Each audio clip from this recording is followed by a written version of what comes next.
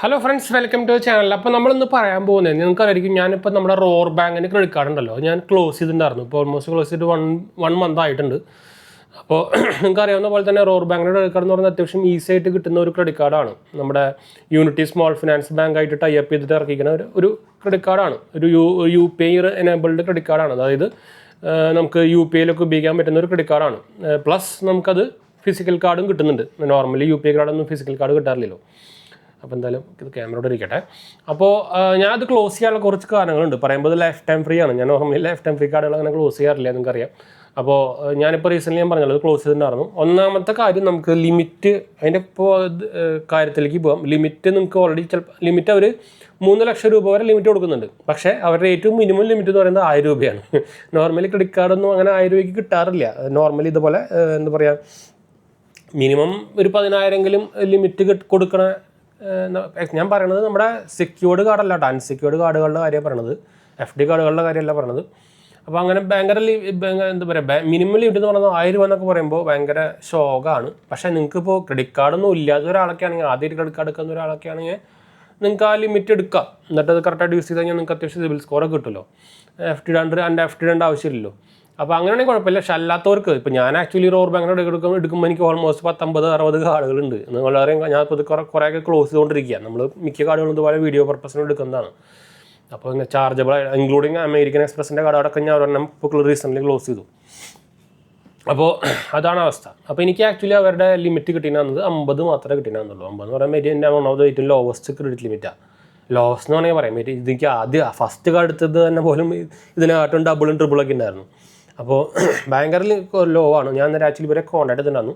ഞാനത് യൂസ് ചെയ്ത് തുടങ്ങിയിട്ട് ഓൾമോസ്റ്റ് ഒരു 5-6 മാസമൊക്കെ ആയിട്ടുണ്ടായിരുന്നു കേട്ടോ. നോർമലി ഒരു 6 മാസം കഴിഞ്ഞാൽ നമുക്ക് വേണമെങ്കിൽ നിങ്ങൾക്ക് അത്യാവശ്യം നിങ്ങളുടെ ലിമിറ്റും നിങ്ങളുടെ ഇൻകമായിട്ട് ഒരു മിസ് മാച്ച് ആണെങ്കിൽ നിങ്ങൾക്ക് വേണമെങ്കിൽ അവരെ കോൺടാക്ട് ചെയ്യാം. ബാങ്കിനെ കോൺടാക്ട് ചെയ്തിട്ട് നമ്മുടെ ഇൻകം പ്രൂഫും കാര്യങ്ങളൊക്കെ കൊടുക്കുകയാണെങ്കിൽ നമുക്കത് ചിലപ്പോൾ അവർ ഇൻക്രീസ് ചെയ്ത് തരും. ഡിപ്പെൻസ് അപ്പോൾ നമ്മുടെ ITR ഒക്കെ നോക്കിയിട്ട് ഞാൻ ഇവരെ കോൺടാക്ട് ചെയ്തിട്ടുണ്ടായിരുന്നു. പക്ഷേ ഇവർക്ക് ആക്ച്വലി ഇവർ പറയുന്നത് അത് സോഫ്റ്റ്, ഇപ്പം മിക്കെല്ലാം സോഫ്റ്റ്വെയർ ആണ്, വേറെ കാര്യം. പക്ഷേ ഇവരുടെ ഈ ലിമിറ്റും സംഭവങ്ങളൊക്കെ ഇവർ തീരുമാനിക്കുന്നത് ആക്ച്വലി ഇവർക്കൊന്നും ചെയ്യാൻ പറ്റില്ല നോർമലി. പക്ഷേ സോഫ്റ്റ്വെയർ ആണ്. നമ്മൾ അപ്ലൈ ചെയ്യുമ്പോൾ ഇതൊക്കെ നോക്കിയിട്ട് നമ്മുടെ യൂട്ടിലൈസേഷനും നമ്മുടെ ക്രെഡിറ്റ് സ്കോറും നമ്മുടെ റിപ്പോർട്ടും എല്ലാ സംഭവം നോക്കിയിട്ട് തീരുമാനിക്കുന്നത്. അത് ശരിയാണ്. പക്ഷേ ഇത് നമ്മൾ ഓൾറെഡി യൂസറാണ്. പക്ഷെ നമുക്കൊരു ബെറ്റർ ലിമിറ്റ് നോക്കിയിട്ട് ഇവർക്ക് പറ്റില്ല എന്ന് പറയുന്നത്. ഇവർ പറയണത് മിനിമം 1 കൊല്ലം കഴിഞ്ഞിട്ട് നമുക്ക് നോക്കാമെന്നൊക്കെ ഇവർ പറയണത്. ഞാൻ 2-3 വട്ടം ഇതുപോലെ മെയിൽ അയച്ചിട്ടുണ്ടായിരുന്നു. പക്ഷേ അടുത്ത കാര്യം അതാണ്.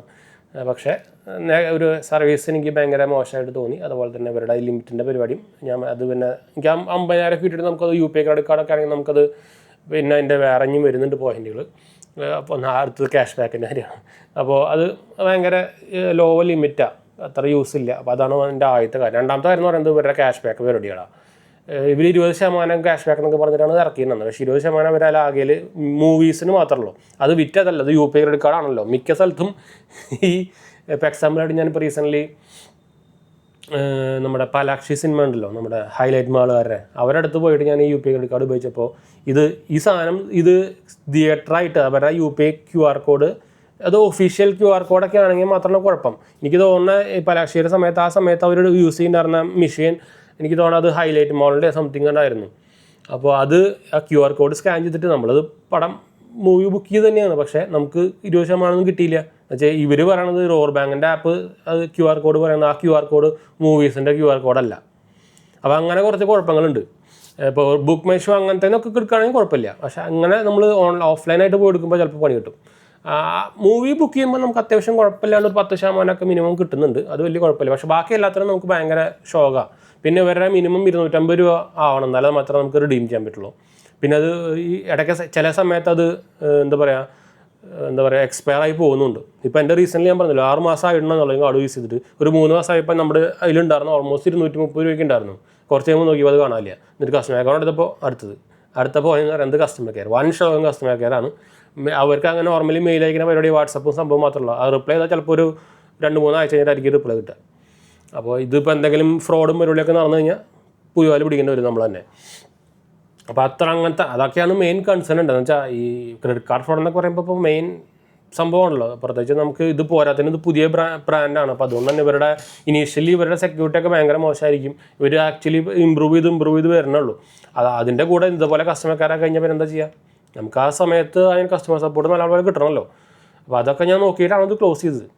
അപ്പോൾ ഇപ്പോഴും കസ്റ്റമർ കെയർ വൻ ശോകം തന്നെയാണ് എല്ലാവരും പറയുന്നത്, വേറെ കാര്യം. അപ്പോൾ നിങ്ങൾക്ക് കുറേ പേരൊക്കെ നല്ല ലിമിറ്റും 3 ലക്ഷം 2 ലക്ഷം ഒക്കെ കിട്ടിയിട്ടുണ്ട്. അപ്പോൾ അവരൊരു ഇതൊന്ന് ശ്രദ്ധിച്ചോട്ടാ.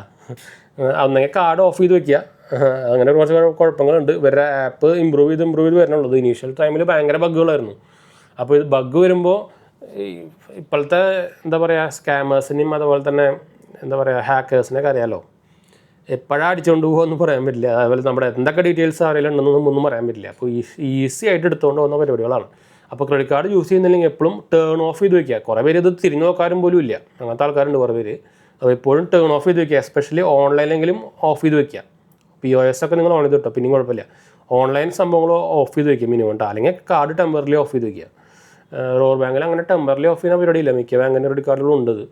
അതാ പറഞ്ഞു അവരുടെ ആപ്പൊക്കെ ഇമ്പ്രൂവ് ചെയ്ത് വരണുള്ളൂ. അതിൻ്റെ കൂടെ ആക്ച്വലി ഇത് ഈ റോർ ബാങ്ക് എന്ന് പറയുന്ന ഒരു 2-in-1 സംഭവമാണ്. അവർക്ക് നമുക്കൊരു 0 ബാലൻസ് സേവിങ്സ് അക്കൗണ്ടും കിട്ടുന്നുണ്ട്. പക്ഷേ അതിന് ഡെബിറ്റ് കാർഡ് സംഭവങ്ങളൊന്നുമില്ല. അപ്പോൾ അത് വലിയ യൂസൊന്നുമില്ല. അപ്പോൾ ഞാനത് യൂസ് ചെയ്യാറൊന്നുമില്ല. അപ്പോൾ അങ്ങനെ ഒരു ഓവറോൾ സംഭവങ്ങൾ നോക്കിയിട്ടാണ് നമ്മളിത് ക്ലോസ് ചെയ്തിട്ടാണ്. ഞാൻ എന്തായാലും റോർ ബാങ്ക് അപ്ലൈ ചെയ്യാനുള്ള ലിങ്ക് നമ്മുടെ സെപ്റ്റംബറിൽ ഞാൻ താഴെ കൊടുക്കാം. നിങ്ങൾ എസ്പെഷ്യലി ബിഗിനേഴ്സും കാര്യങ്ങളൊക്കെ ആണെങ്കിൽ നിങ്ങൾക്ക് എടുക്കാം. എന്ന് വെച്ചാൽ അത്യാവശ്യം കുഴപ്പമില്ലാണ്ട് കിട്ടുന്ന ഒരു കാർഡാണ്. പക്ഷേ നിങ്ങൾ ഓൾറെഡി കുറേ ബിഗിനറൊന്നും അല്ലെങ്കിൽ നല്ല അത്യാവശ്യം നല്ല പോലെ പ്രീമിയം കാർഡ്സും കാര്യങ്ങളൊക്കെ ഉപയോഗിക്കുന്ന ആൾക്കാരാണെങ്കിൽ എനിക്ക് തോന്നുന്നത് റോർ ബാങ്ക് കാർഡ് വലിയ യൂസ് ഇല്ല. നിങ്ങൾ എന്തായാലും ചെക്ക് ചെയ്ത് നോക്കാം. നിങ്ങൾക്ക് അത്യാവശ്യം ലിമിറ്റ് കിട്ടുന്നുണ്ടെങ്കിൽ പിന്നെ എടുത്ത് വയ്ക്കാം. എന്ന് വെച്ചാൽ EMI ഫെസിലിറ്റീസ് ഒക്കെ ഇപ്പോൾ വന്നിട്ടുണ്ട്, നോ കോസ്റ്റ് EMI ഫെസിലിറ്റീസ് അടക്കം വന്നിട്ടുണ്ട്. അപ്പോൾ അങ്ങനെയാണെങ്കിൽ എടുത്ത് വയ്ക്കാം. അല്ലാത്തവർക്ക് വലിയ കാര്യം എന്നുണ്ടെങ്കിൽ തോന്നുന്നില്ല കേട്ടോ. അപ്പോൾ എന്തായാലും നമുക്ക് വൈൻഡപ്പ് ചെയ്യാം. നമ്മുടെ ചാനൽ ആദ്യമായിട്ട് കാണാറുണ്ടെങ്കിൽ എൻ്റെ പേര് ഞാനൊരു ഫൈനാൻഷ്യൽ അനലിസ്റ്റ് ആണ്. നമ്മൾ ടെക്കിൽ ഫിനാൻഷ്യൽ എക്സ്പീരിയൻസ് ആണ്, ക്വാളിഫയർ ആണ് കേട്ടോ. നമ്മുടെ ഇൻസ്റ്റാഗ്രാം പേജ് ലിങ്കൊക്കെ താഴെ കൊടുത്തിട്ടുണ്ട്. നമ്മുടെ എന്താ പറയുക ഒഫീഷ്യൽ വെബ്സൈറ്റ് ajmp.banksupport നിങ്ങൾക്ക് അതുകൂടെ ക്രെഡിറ്റ് കാർഡ്സും ബാങ്ക് ലോൺസൊക്കെ അപ്ലൈ ചെയ്യാനും മറക്കണ്ട കേട്ടോ. താഴെ നോക്കിയാൽ മതി. അപ്പുറത്ത് കാണാം.